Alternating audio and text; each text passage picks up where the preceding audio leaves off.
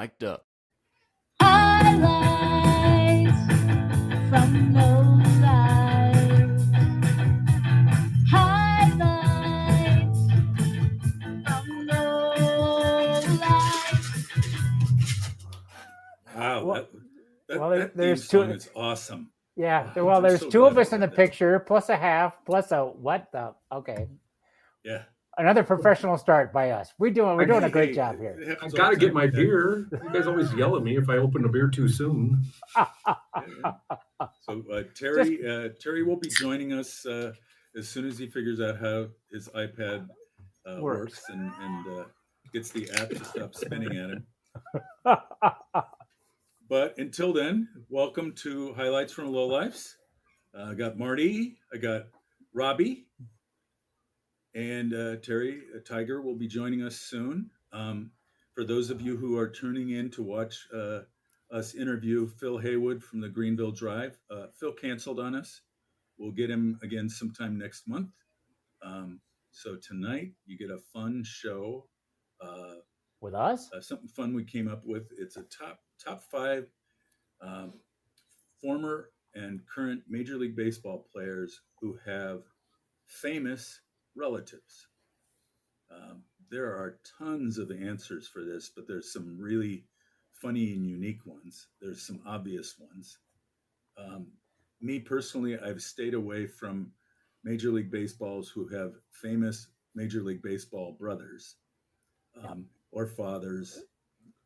That's another show we can do.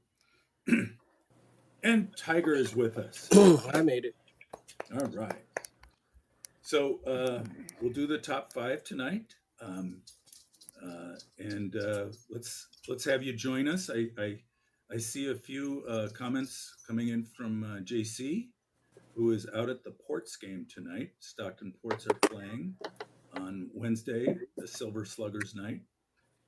We have decided not to go tonight because on Friday, the Ports are going to give away their captain's hats. So thought I'd make that game instead. So next week, you may see us in our brand new Stockton Ports captain hats. All right, let us get started with this fun topic. I'm going to stay away from the obvious. I'll get things started with one that I think you guys are going to like.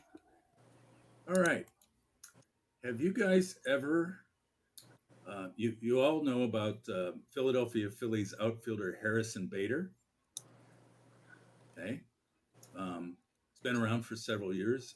I did not know he had this particular relationship. His cousin is Chris Bio from he's the bassist for the band Vampire Weekend.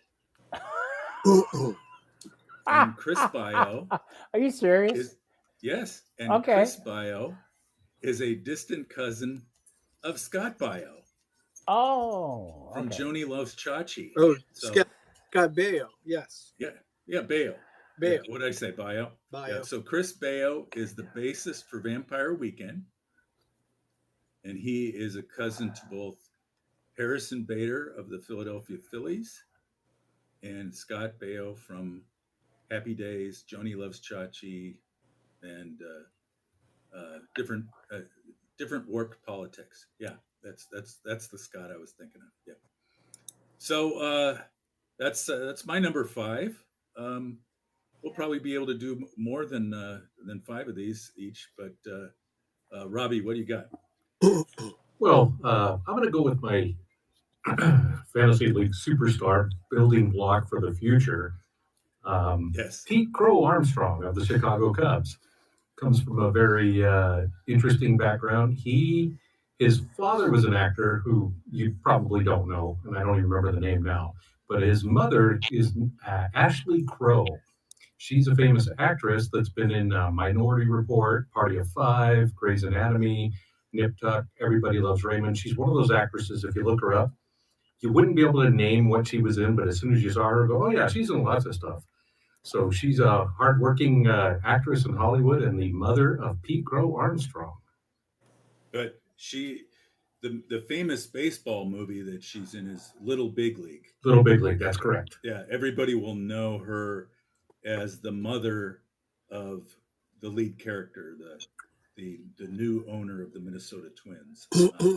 And the only thing I don't like about that movie, and it makes it completely unrealistic, is that she falls in love with Gary Busey.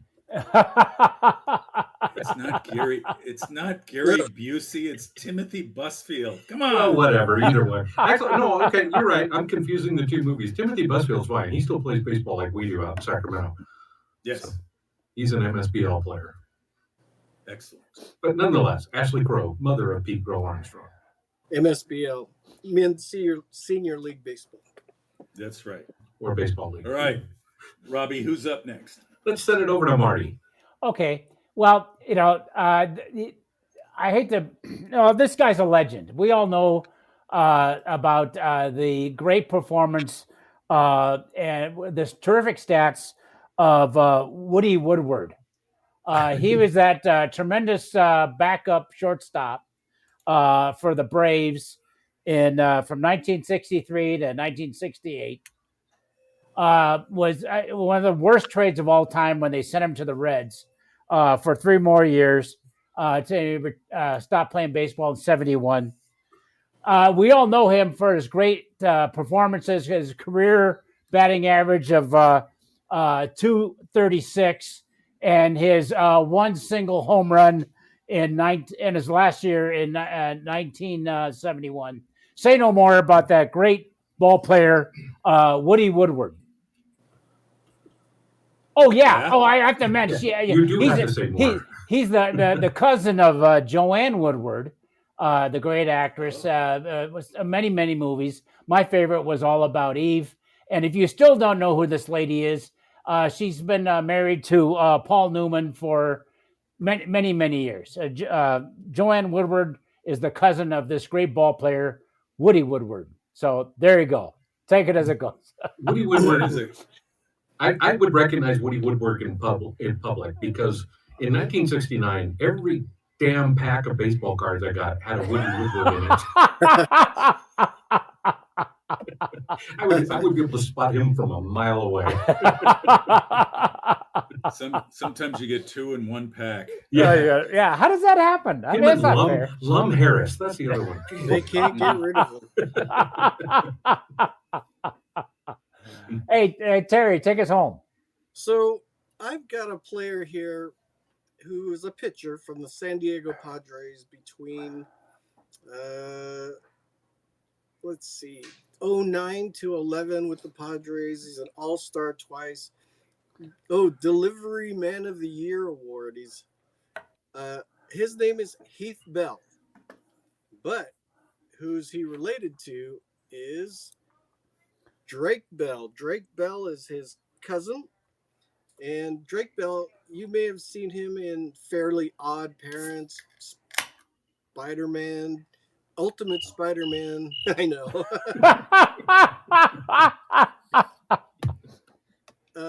Anyway, Josh Bell, Drake Bell. So Heath Bell and Drake Bell, they're cousins. And but you're thinking of Josh and Drake, the famous Nickelodeon TV show, right? Yes, that's right. All right. Drake and Josh. All right. How did you know that? That's my number 5, and that's that's lower than honorable mentions. Just to get us started, that's it. Okay, how about you, Robbie? By the way, your microphone's a little echoey. You might. Is that better? No. Now he sounds like the voice of God. All right. Hey, we finished the first round. Hey, that was quick. Dozens of rounds. All right. At this rate. All right. So, Robbie, how about you again? Robbie. Back to me? All right. This was a fun one. Ryan Duran was a great relief pitcher. Let me rephrase that. Ryan Duran could have been one of the greatest relief pitchers of all time. He had some demons. Ironically, on a show that's sponsored by a beer company and we're drinking beer as we do the show, he had his battles with alcohol, and it ultimately cost his career, but he could throw over 100 miles an hour and did so regularly. And what made him super intimidating is that he wore black lensed Coke bottle thick glasses on the mound. And the catchers would just play right into it. Just tell guys, don't dig in. I don't know where it's going. And he would warm up intentionally throwing wild pitches all over the place. Some were unintentional because he didn't have great control, but he could throw really hard. And anyway, Ryan Duran, great player, or could have been a great player. He is the nephew, or excuse me, his nephew is Blackie Lawless from the heavy metal band Wasp. Wasp. Wasp. Wasp. You have to say it right to make it work, but yes, he is the that's Uncle Ryan for Blackie Lawless. Good one. Good one. All right. Who's up next? Let's go to you, Rob. All right. You guys all remember former Cy Young Award winning pitcher Frank Viola? Oh, yeah. The Twins and the Mets. Big time pitcher on a couple of big time teams. Well, Frank, his cousin Al, was pretty famous in his own right. For many years, Al was the lead guitar player in Frank Sinatra's band. Wow. Wow. Yes. So Al traveled the country, was the lead guitar player, and sometimes performed as the band leader. So wherever Sinatra's musical travels took him, Al and his crew would be along for the ride. And I'm guessing that Frank had the chance to watch Al. Frank Viola had the chance to watch Al perform in person. But it's pretty neat. Pretty neat hookup there. All right, Marty, what do you got? Let's talk about Aunt Annabelle. Aunt Annabelle was one of the pitchers in the All-American Girls Professional Baseball League. She's born in L.A. and pitched for the in the league for about 4 years. She entered in 1944, and she's the only lady in the All-American Girls Baseball League to pitch a perfect game in 1944. Wow. That sounds pretty cool, right? All right. Mm-hmm. She hurled the next a no-hitter and the next season and 45 and posted an ERA for about 2.25 for 7 years. 7 years in the All-American Girls Baseball League. Okay? She didn't win many games because the teams she played for kind of like sucked and got no support. But anyway, but you know, the funny thing is that that makes her stand out is that first season when she had a 2.43 ERA, 11-14. All right, not the best, but she pitched underhand. How odd. Which reminds me of how odd her nephew is, Spaceman Bill Lee, because her name was Annabelle Lee. So if you wonder where Bill Lee got some of his eccentricity, let's just say, it goes no back to his aunt, who was a 7-year veteran of the All-American Girls Baseball League. Again, her name is Annabelle Lee. So I thought that was kind of a cool little throwback. So she's that's awesome. That's my number 4. So Terry, what do you got? Thanks. It's funny. I thought they made the women throw overhand. Oh, that she did, but that first year she Right. was underhand. But since then, I believe that's one of the rules that they had. Okay, my number 4 is also from the All-American Girls Professional Baseball League. Good for you, Terry. Good for you. Helen Callahan. All right, Helen. Helen Callahan. And Helen doesn't have the same, like when you growl the name out, like Helen. It's not like Blackie. or wasp. Yeah. But sir, go on with Helen. Helen. Anyway, so she played. She's from Canada. She played with the Fort Wayne Daisies, and just happens that her son is Casey. Is it Candela? Candale. Casey Candale. Candale. Candale. That's And that's Casey was a that's utility infielder with the Expos and a few other teams. He was the Pepe Frias of the Expos for his era. Yeah, yeah. For those of you that know who Pepe Frias is, that's a really good joke. who has not gone? I think we finished round, Is that round 4. Well, 4. Yeah, we're Yeah. flying through this, guys. Yeah. What's next on the What's next on our agenda here? Well, it's my favorite segment of the show. It's a little segment we like to call "What You Drinking." And as always, the Highlights from Lowlife show is sponsored by Almanac Beer Company in Alameda, California. Have another one. I'm working on it. Okay. They are one of America's premier craft brewers. We're proud to be sponsored by them. They've been with us for every show, and we've been with them for every show, so it's a perfect fit. These beers are delicious. They make a great selection of beers, from barrel-aged sours and super intense beers for the real dedicated beer drinker, to all the way to the really light and refreshing and easy drinking beers. But the one thing that will always be prevalent in an Almanac beer is just really good flavor. No matter how light or how heavy that beer is, it's always going to have rich flavor. And that is true. I'm drinking the True Kolsch, which is now the True American Lager, actually.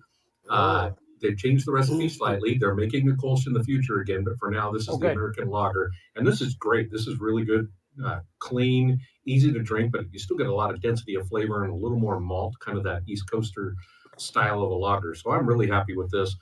It does come in the larger can, but as my whole math thing worked out last week, you can have 3 of the 16-ounce cans and get 48 ounces, with the last 4 ounces of each can kind of getting warm. Or you can have 4 of the 12-ounce cans, knowing that every ounce that you drink is going to be cold. So I'm going with the 12-ounce can. Terry, you're Very nice. dying to talk. Well, I'm drinking Almanac's West Coast Pale Ale Flow. And it's delicious, it's happy, it's chill, and it's hoppy. It's refreshing as heck. How about you, Marty? Hey, I got one too, and I'm going to ask Robbie for some help. Has the Oktoberfest came out yet? The Oktoberfest is shipping this week. Okay. To the distributors, and then it'll be out in stores by next week. So guess what I found in the back of the beer raider? No kidding. That's Rocktoberfest. Rocktoberfest, the one last can, my last can. So and it not only is this a great Marzen, nice and clean, Look at that color. easy going. Yeah, beautiful. That's a year old. That's a beer that holds up. Sorry. I get excited. And it's a year old.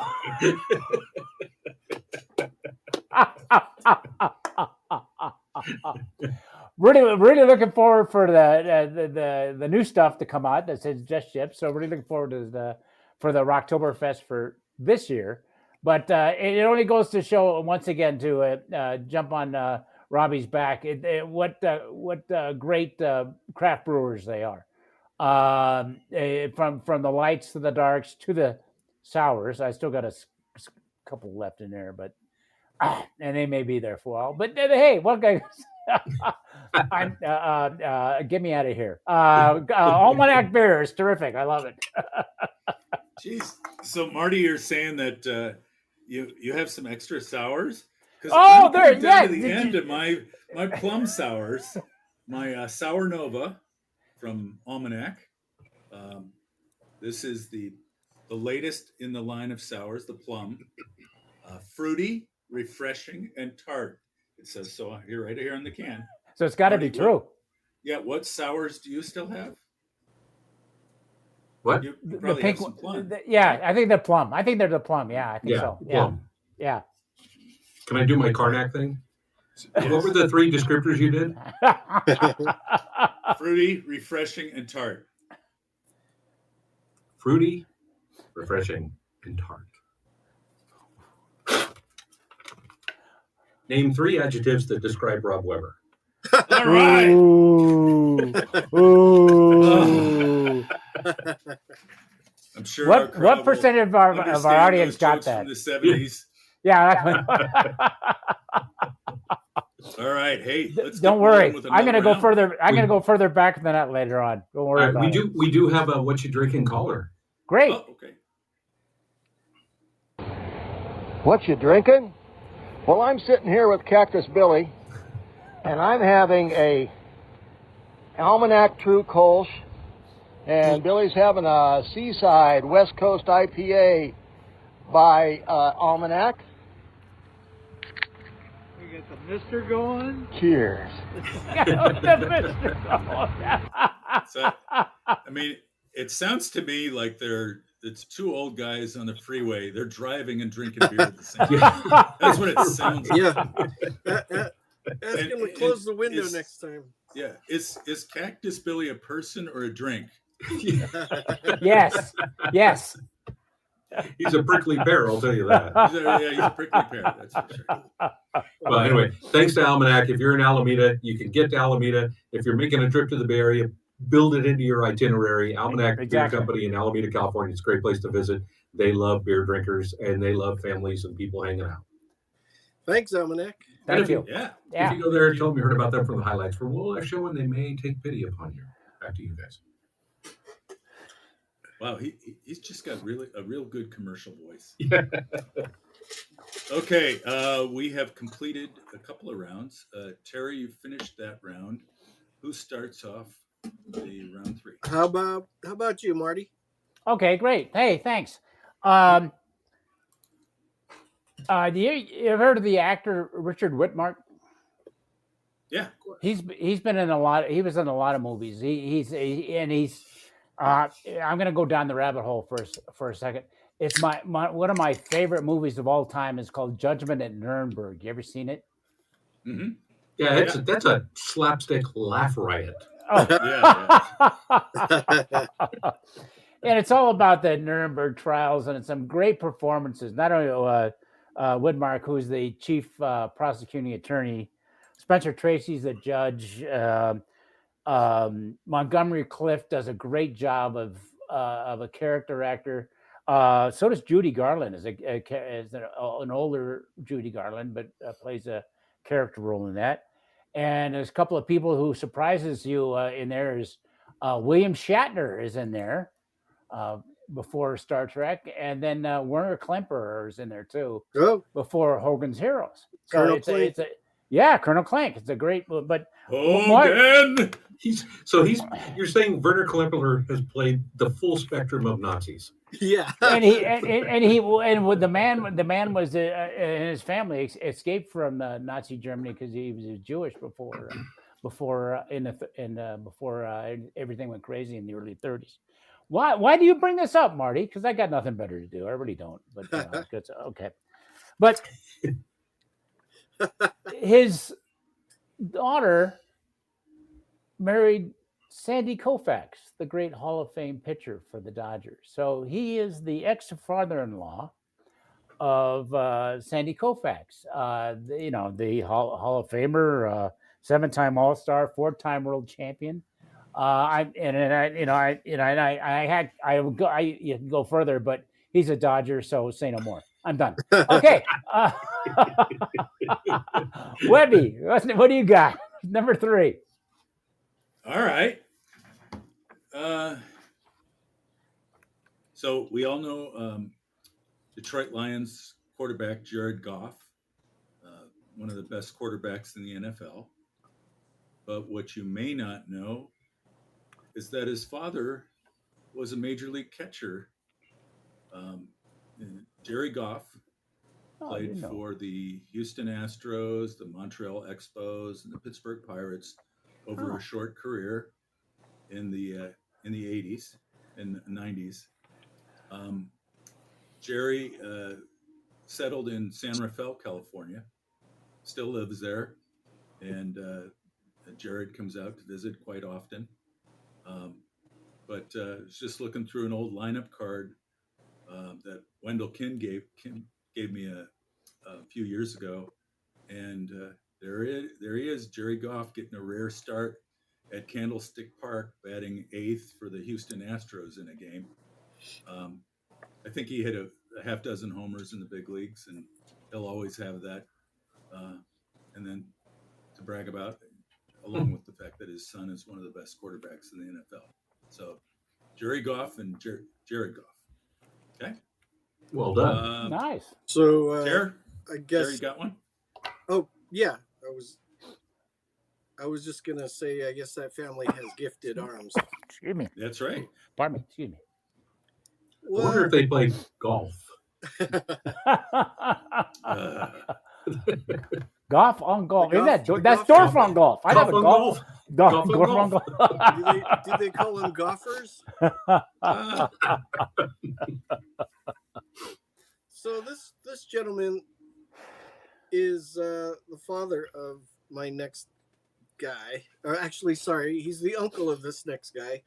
He broke the speed of sound in a test plane. He was a pilot in World War II. He's a P-51 Mustang fighter. He attained in 1944. He attained ace in one day. Yep. 5. You're gonna have to. There's this is one of the longest bios I've ever seen, and you're gonna have to look up Charles Elwood Yeager, Chuck Yeager. Yep. Yeah. Just a tremendously famous and successful pilot in our Air Force, U.S. Air Force, and his nephew is Steve Yeager. Go figure. Steve Yeager was a catcher for the Dodgers. Yes. Yep, back in 72. And 72 to 1985, he was a Dodger. Boo. Oh, yeah. boo. And he was an accomplished actor. Not accomplished. He was an actor, but not He, accomplished. Just because he showed up on Chips once. Yeah. He was the bullpen coach in Major League. Yeah. Is Was that he- right? Was he in Surf Nazis Must Die? I was not. End Did of not die by conversation. harpoon. Yes. Now, what is Yeager known for? I had to pull this up and I had to think if that's right. Dang. Chuck Which Yeager? Yeager? Chuck or Steve? No. Steve or Chuck? Steve. For the throat protector, right? Yeah. Yeah. Oh, the tongue. Yeah. Yeah. The protective tongue that hangs on. Yeah. How did that down in happen? front of the- Why? off of the mask. Why? Because he got hit in the neck a lot. Yeah. But yeah, he got Mark- hit. But it wasn't because of catching. He was on the on-deck circle when Bill Buckner shattered his bat on a pitch, and it got part of the bat got stuck in his esophagus. He was on deck, for God's sake. This is how his bat shattered, and to protect him now going forward, he had that throat protector that you now see, and But I forgot. I always thought he got hurt while catching. No, he was on deck, and Well, when they got hurt with that. You're right, but he also said that he took many a foul ball off his neck and shoulder area that the chest protector didn't go up high enough. Right. So he said there needs to be something else between the top of the chest protector and the bottom Yeah, of the Steve, don't you know? Keep your chin down. Hey, but Yeah. Rob, my story sounds better though. Thank Yeah. No, Let's your go with a story's- piece of wood your story's stuck in his very good. esophagus. Your story's very good. All right. Chuck Yeager and his nephew, Steve Yeager. Good one. All right. Yay! Robbie? Yeah. All right. So you guys know, we talk about it all the time. I love the golden era of baseball. And this guy comes from the golden era. He was a very good pitcher, on some bad teams in the 40s and 50s. Lost a year or two to the war, World War II, serving in the U.S. Navy. But he went on bad teams, mind you. Bad teams. He went 177 and 135 for his career. He had a great ERA of 3.39. He had over 1,500 strikeouts. Really good pitcher. Virgil Trucks. He pitched for the Tigers mostly, and then had some time with the Browns and White Sox and A's, and I think he had 1 year with the Yankees. But he was a really good pitcher. He had a couple of All-Star appearances, winning record for his career, winning record just about every season he pitched. Just a good guy on bad teams, and I love those kind of guys. He is the father of Derek and Butch Trucks. Now, those names sort of sound familiar, but you're not sure why. Butch Trucks was a founding member and the drummer for the Allman Brothers Band. And Derek Trucks has the Derek Trucks Band, later went on to the Allman Brothers Band, and still tours with his very famous wife, Susan Tedeschi, in the Tedeschi Trucks Band, one of the great blues bands that tours the country right now. So, yeah, Virgil Trucks, who went on to be a great pitcher and all of that. 2 kids that went on to be rock and roll stars. Right there in the genre with Blackie Lawless. Wasp. All right. I think we finished another round. I think we have too. Yeah, let's move on to round 2. Robbie, what do you got? I'm going to go next. I'm going to start this round off because I'm excited for my number 2 and my number 1 are freaking brilliant. If you say so yourself. Only to me, So but you're a little apprehensive then, huh? there's a couple of listeners out there that are really going to either appreciate or annihilate me for these number 2 and number 1. But Matt Franco, which is a familiar name to a lot of people. I think he was a first baseman, third baseman, but he was really well known as a pinch hitter. He played for the Mets and a couple other teams. I think the Braves in there. He was famous for setting the record for most pinch hit walks in a single season of 20. Wow. But the guy, you get on base. That's your job as a pinch hitter, right? Get on base. And Matt Franco was very good at it. I think he played about 10 years in the major leagues. But his uncle arguably starred in perhaps the greatest Disney movie of all time.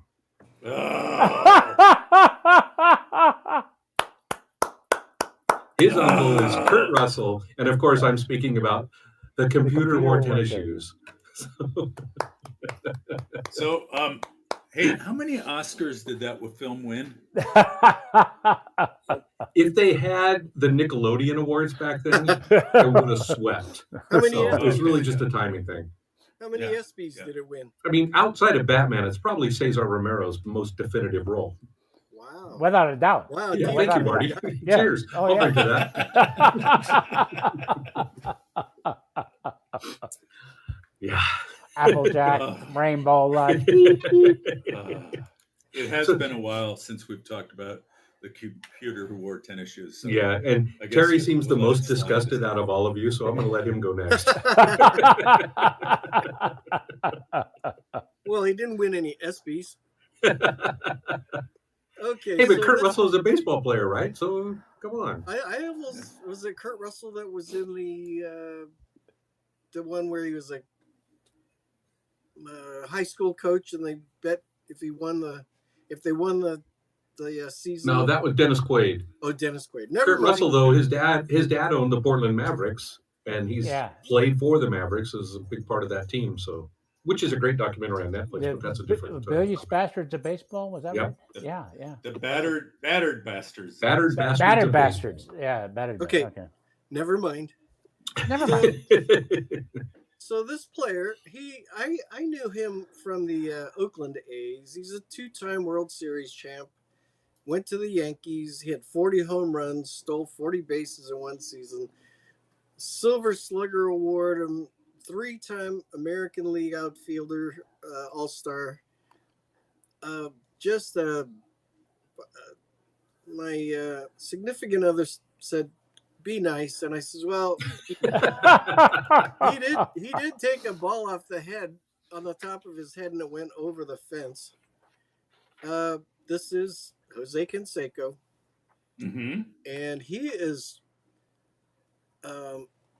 connected to his daughter, Connected to? I guess you. Josie Canseco. She is the June 2016 Playmate of the Month. Oh So my! his Yeah. daughter, also Sports Illustrated swimsuit issue in 2016 also. So yeah, you better go look So, that Tara, one up. do you have those issues? I know, but I do have issues. Yes, you have issues, but yeah, not those. Okay. and up until recently was dating that quarterback superstar Johnny Manziel. Oh, was she? Yes, she was. Oh, He must have ran out of money. Her I name's guess. Well, you saw him play. There you go. Yeah, exactly. What else is new? All right. How about you, Webby? all right. Let's talk our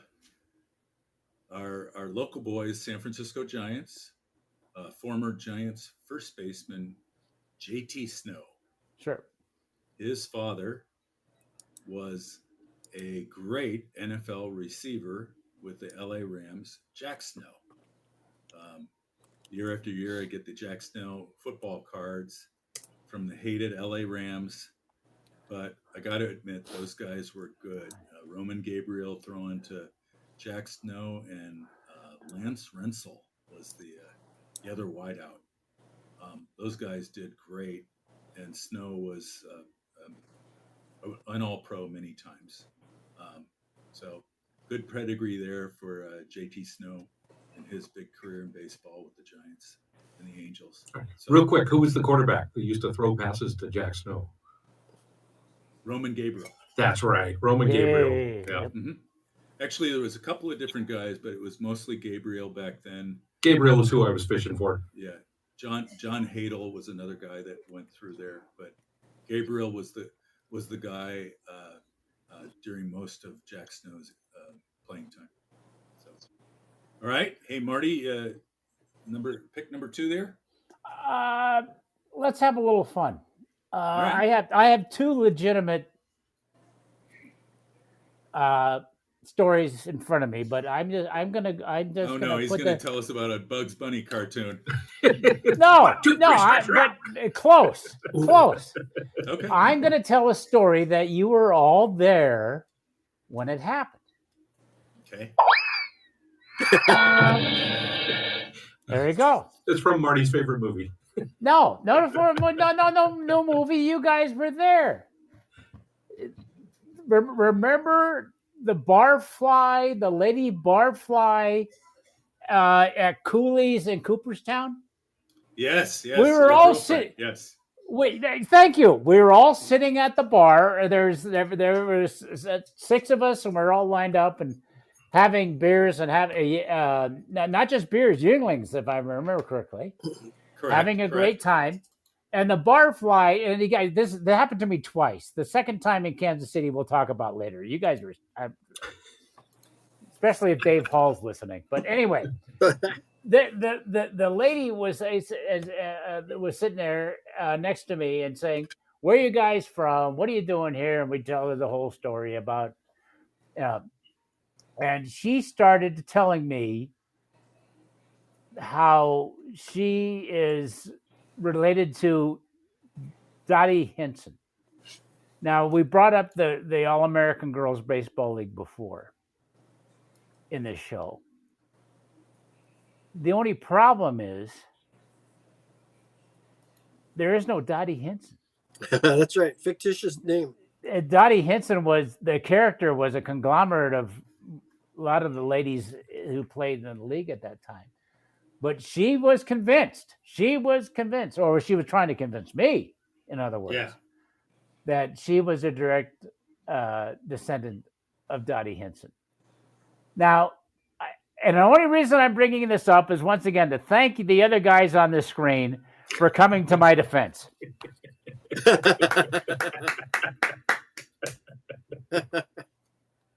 Thank you, sir. May I have another?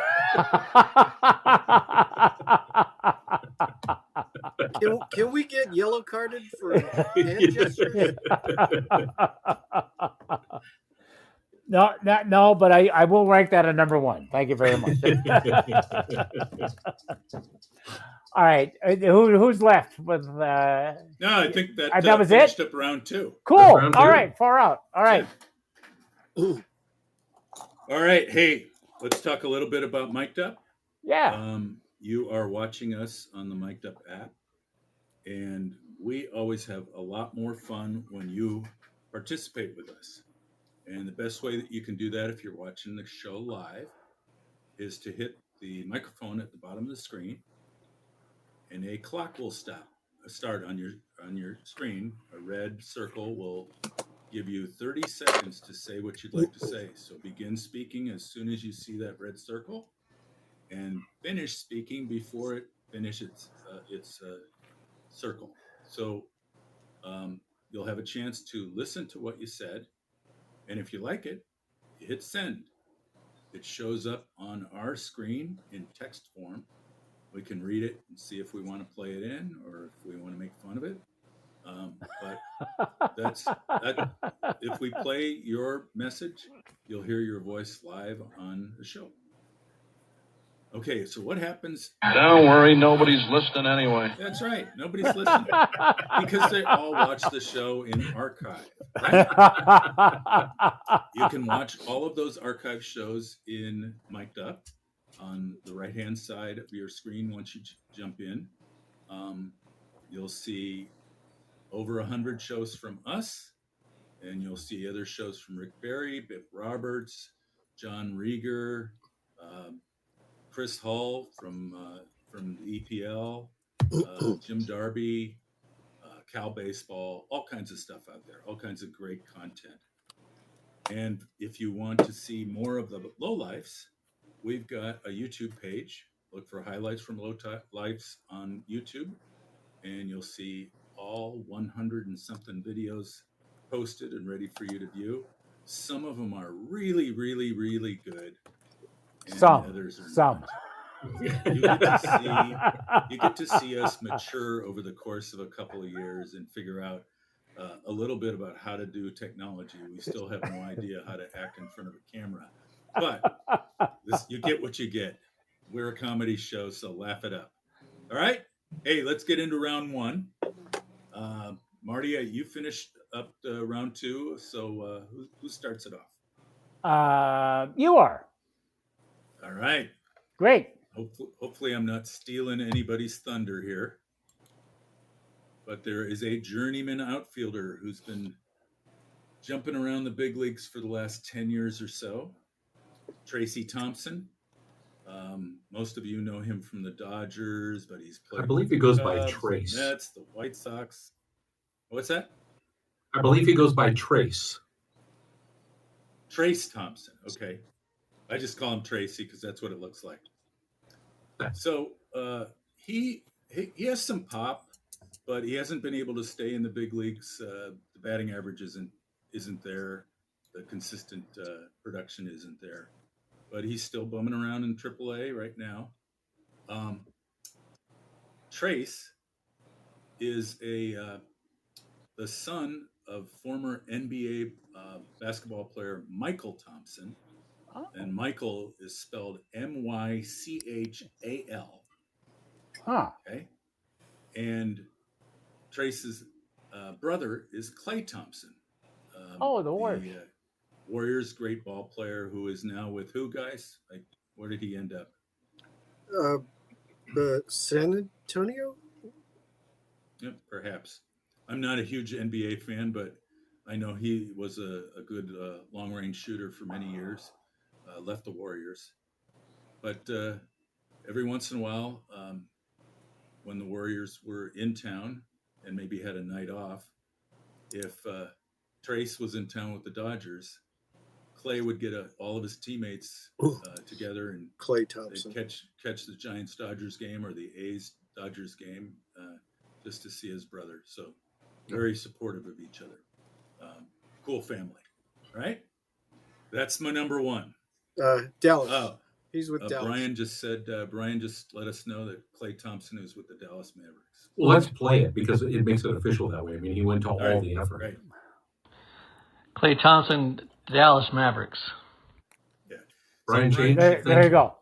Brian should do this show because he has a better speaking voice than Yeah. pretty much all of us. So yeah. All right. Hey, Marty, what do you got for number one? Okay. Kind of a name that you may have never heard of, but yeah, you have. His real name is Cornelius McGillicuddy, better known as Connie Mack.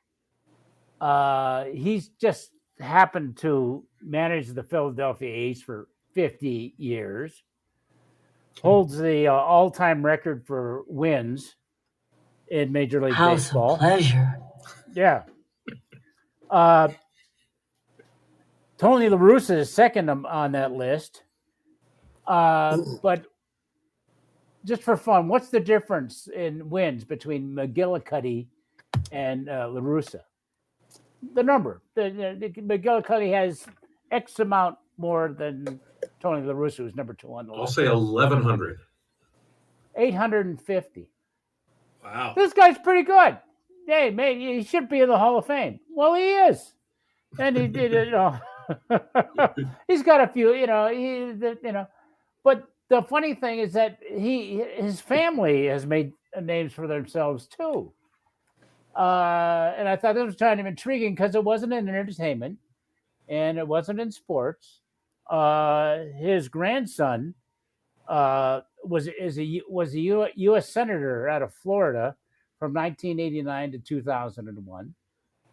And if that's not good enough, how about, and this is his name is McGillicuddy the third, and then we're gonna make it easy and call there's Connie Mack the fourth, who was a congressman out of Florida from 2005 to 2013.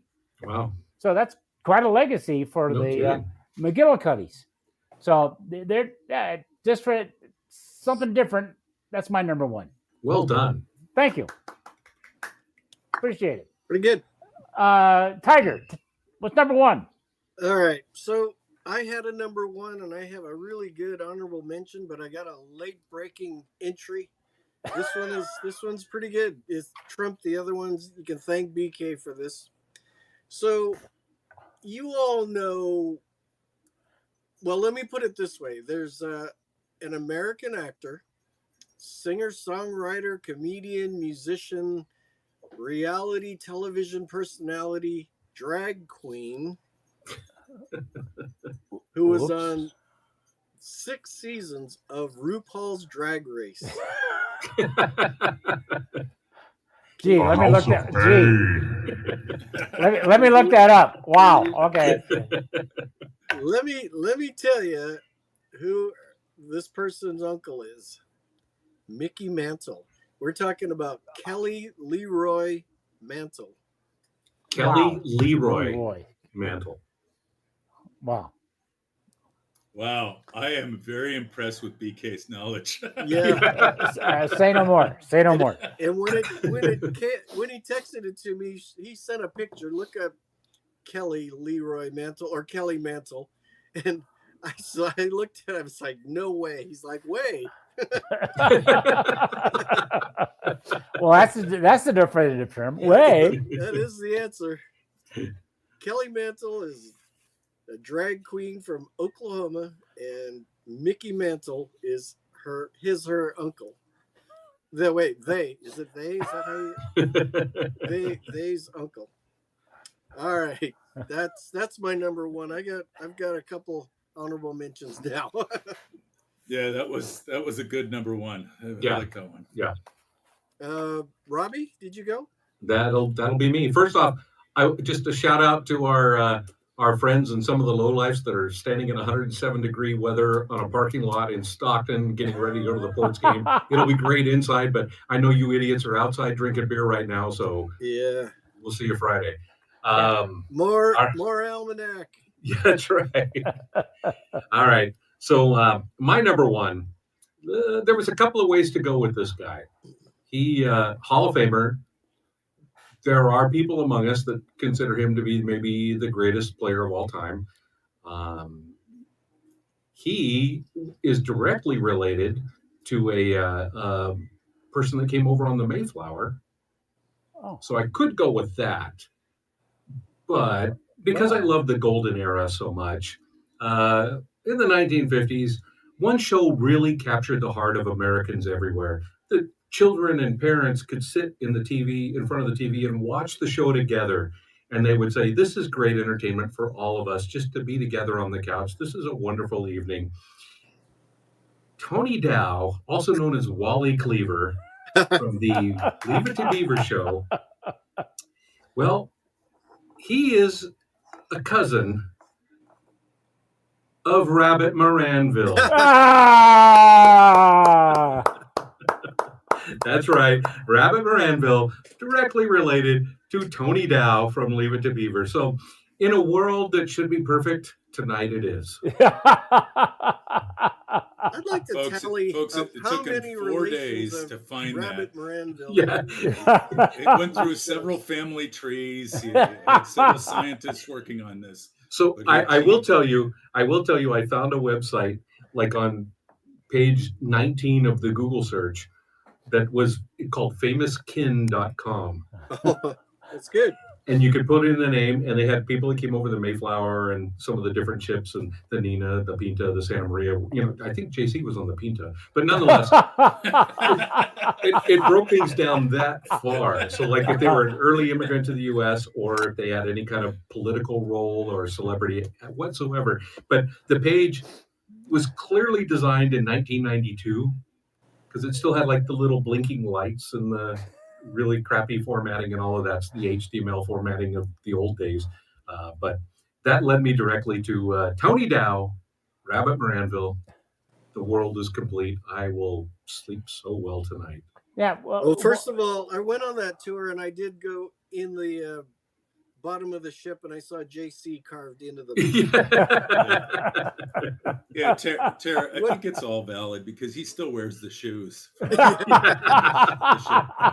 the buckles on them and stuff. Tell me what number show this is this time? This show? 102. 102. I believe JC calls them clogs. Yeah. And can you tell me how many Rabbit Moranville references? Yeah, I just used ChatGPT, and we've only mentioned Moranville in 88 of the 102 shows. Wait, to clarify, I have only 89. mentioned Rabbit Moranville. As of today, 89. Hey, we have a very timely call in from Teddy Bear. Teddy Bear here. Hey, you're right. We're out here in the parking lot drinking beer, but you know when it's this hot, you have to hydrate. Yep, they're getting their electrolytes. Marty, Good. Electrolytes are very important here. Isn't that true? Indeed. Well, yeah. Yeah, beer has hydrating properties. Should we go to our calls? Yeah, let's get the calls in, and then we can do honorable mentions for the next hour after that. I have some really stupid ones. Oops. JC here with my top 5. Cody Bellinger, current Yankee, boo, and former World Series champion with the boo Dodgers. His father, Clay Bellinger, was a 2-time World Series champion with the Yankees. Nailed that one. Good one. JC with number 4. Catcher and actor Steve Yeager, World Series champion in 1981 with the boo Dodgers, was first cousin with General Chuck Yeager, the famous test pilot. This one came courtesy of Joe Matlin. Joe Matlin, of course, one of the silver sluggers out there. I think he's like 71 or something. Anyway, here's JC's next one. Oops. Another Joe Matlin suggestion. Number 3, Frank Tug McGraw, two-time Yeah, sure. All-Star and colorful relief pitcher, was the father of country singer Tim McGraw, Tug. although the two were estranged until after Tug retired from baseball. And I was going to use that one and then I decided not to because I thought one of you mooks would do that. So that makes me mad. And same with this one. I thought for sure Webby was going to bring this one up. This is a very famous one. JC with number 2 and number 1. San Francisco relief pitcher Randy Moffett is the brother of tennis star Billie Jean King. And number 1, Alex Rodriguez, among others, was engaged to Jennifer Lopez. As Gary Radnich from KNBR would say derisively, she had a lot of hands on her. That's it for me, boys. That was good. That was very good. Yes. I had no All right, idea hey. Randy Moffett was the brother of tennis star. Yeah, I thought for sure Webby was going to use that one. Oh yeah, Yeah. I knew that one. I just figured you guys are Giants fans. You'll be all over that. So, all right, let's do some honorable mentions. I got a good one that I didn't know until today. Kurt Schilling is the cousin of ESPN personality Dan Patrick. Huh. Had No no kidding. idea. Yeah. Yeah. Did you know Holly Hunter and Tim Salmon are cousins? Did not. Very Holly cool. Hunter, the actress. Oh. Joe Garagiola. His nephew is Dana Perino, former White House press secretary. Oh, wow. About Wait. Barry Zito, right? I got Yeah. Barry Zito, yeah. Yeah. The Patrick nephew of Duffy. Patrick Duffy. But I think it's cooler that his dad was Nat King Cole's composer and his mom was a singer in his orchestra. Yeah. Yeah. And of course, that's how the parents met. So that's pretty cool. Yeah. And speak derisively of Barry Zito like my wife will. It's still cool that they were part of the Nat King Cole thing. And of course, there's the Marilyn Monroe and Joe DiMaggio. And supposedly the classic line is they were together one time, and thousands of people were out front screaming for him, and she turned to DiMaggio and says, "Isn't this great to have people cheering for you just once in your life?" Wow. Yeah. Wow. Yeah, there's somebody a little tone deaf. You guys remember power hitting first baseman Justin Morneau? Mhm. Of course. Twins? From the Twins, I believe. Played with a little bit with the Rockies. He was Canadian, and his cousin is Joe Sakic, NHL Hall of Famer. Oh, I didn't know that. Wow. Neat. So you remember the Baseball Bunch show? Oh, sure. That was a Yes. With great Johnny show. Bench? Yeah. My favorite episode was Ken Singleton talking about how to hit the other way. And he talked about how your hands lead the bat through on the Baseball Bunch. That always resonated with me. And Kenny Singleton was a great hitter. He was a good player for a long time. He is the cousin of Doc Rivers, the famous NBA point guard and coach that went on to lead the Celtics to a championship and a couple other teams to the playoffs many times. So Very cool. Kind of surprised that nobody talked about Pat Mahomes Sr.,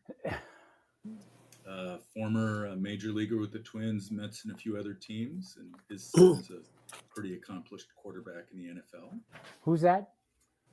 His name is Pat Mahomes, too. Yeah. Really? Okay. I mean, Pat Mahomes Sr. Pat doesn't Mahomes, have too. that many more hits than you have, Marty, lifetime in the major leagues. Very close. On the all-time list, you're right there close to him. Cool. Here's one from our Giants fantasy camp and Giants player. Max Venable was my first coach when I was a rookie. His son is Will Venable. That's not that's not surprising to us, but some people didn't know that. The manager of the Wayward White Sox. Willie Upshaw, the old Toronto Blue Jays outfielder, first baseman. His cousins are NFLers Gene and Marvin Upshaw. Oh, Gene wow. being Oh. a long time Okay. Raider leader card. of the Players Union, Yeah. as well as a All-Pro offensive tackle. How about Thurman Munson? What about Thurman? Thurman Munson's fourth cousin, Aaron Burr, the man who shot Alexander. You're kidding. Really? Again, famouskin.com. If you want to trip back to the internet in 1992, I highly recommend it. Ladies and gentlemen, we're on a subscription drive for famouskin.com. Trying to get that user total up over 100 so they can upgrade their website from the 1980s look and feel. So I say this would have been my number one if, of course, Rabbit Moranville wasn't involved. This one is crazy. Ty Cobb. Ty Cobb is the sixth, I guess it would be his great-great-great-great-great-great-grandmother, was Marytown Eastie. And you say, what are you talking about? What are you talking about? Yeah, exactly. What you talking about? Marytown Eastie was executed in the Salem witch trials. Wow. Famouskin.com. Famouskin.com.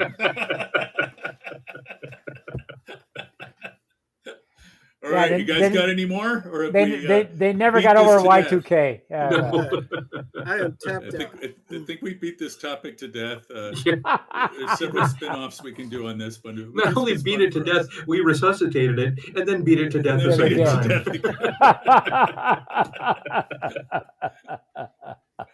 time. All right. Hey, thanks for joining us. Thank you, Almanac. Thank you, micdup. We'll have a show next Wednesday. I don't know who's hosting and I don't know who's going to be on the show, but it'll be a lot of fun. So please tune in 6 o'clock Wednesday nights. Everybody, please show your mic'd up or your mic'd up. Show our almanac. If you guys are looking for the Sour Nova, this is what the can looks like. And Marty will have the new release of Rocktoberfest in his hands within the next 2 weeks. I'm certain of it. Yeah. All right. All right. Excellent. Hey, thank you. play us out, Robbie.